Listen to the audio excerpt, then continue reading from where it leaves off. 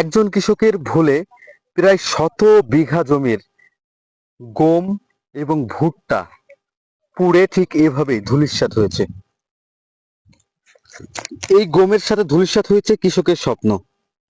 আর কয়েকদিনের মধ্যেই এই মাঠে, পুরো যে মাঠ দেখতে পাচ্ছেন, কয়েকশো বিঘা এখানে জমি রয়েছে। এই জমির অধিকাংশ জমিতেই গম রয়েছে। এই গম তারা হারভেস্ট করতো।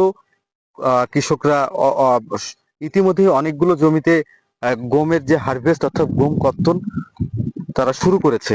ঘটনা যদি আপনাদের বলি, আমি যতটুকু তথ্য পেয়েছি এখন পর্যন্ত, আজকে দুপুরের দিকে উসমান নামের একজন কৃষক, তার জমি রয়েছে এই মাঠেই 5 থেকে 7 কাঠা। সেই জমির কয়েকদিন আগে তিনি গম কর্তন করেছেন অর্থাৎ হারভেস্ট করেছেন, এবং সেই জমিতে স্থানীয় ভাষায় আমরা বলে থাকি নাড়া, সেই নাড়া ছিল এবং সে নাড়া আগুন ধরিয়ে দেন পরিষ্কার করার জন্য।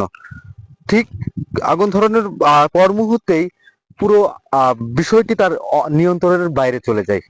পাশে যে সকল জমি ছিল, জমির ক্ষেতে যে সকল ভুট্টা বা গম ছিল, পুরো ক্ষেতে আগুন লেগে যায়। এবং তারপরে দেখতে পাচ্ছেন পুরো মাঠ এখন এই ধরনের অবস্থার মধ্যে রয়েছে। এখানকার কয়েকজন কৃষকের সাথে কথা বলেছিলাম, তারা বলছিলেন এবার গমের যে ফলন সব থেকে ভালো হয়েছে কয়েক বছরের তুলনায়। কিন্তু একজন কৃষক, উসমান নামের একজন কৃষকের এই সামান্য ভুলের কারণে এই ধরনের ক্ষতির সম্মুখীন হয়েছেন শত শত কৃষক, 100 বিঘা জমির ফসল। এই মাঠটা হচ্ছে চাতরের মাঠ, বুঝেছেন। আর হচ্ছে এই মাঠে হচ্ছে একজন হচ্ছে নালায় আগুন দেওয়ার কারণে, সে নালা পড়ানোর কারণে ধর আগুনটা সৃষ্টি হয়েছে। ওইখান থেকে পুরা মাঠ ধরো গম গোলা সব পুড়ি নষ্ট হয়ে গেছে। অনুমানিক আছে 100 বিঘা, কম বেশি যায়, কারণ 100 কমই হবে মনে হয়, এরকম আর কি।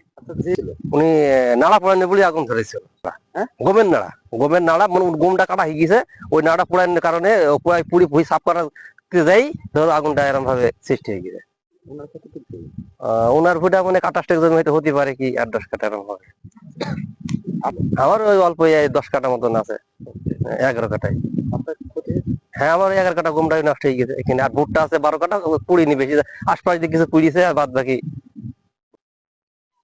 তবে সাধারণ যারা কৃষকরা বলেছেন এই ধরনের অসচেতনতা যেন আর কোনো কৃষক না করেন, আর কোনো কৃষকের যেন স্বপ্ন এভাবেই মাটির সাথে ছাই না হয়ে যায়, ধূলিসাৎ না হয়ে যায়। একটু সচেতনতাই পারে সকল কিছু থেকে মুক্তি।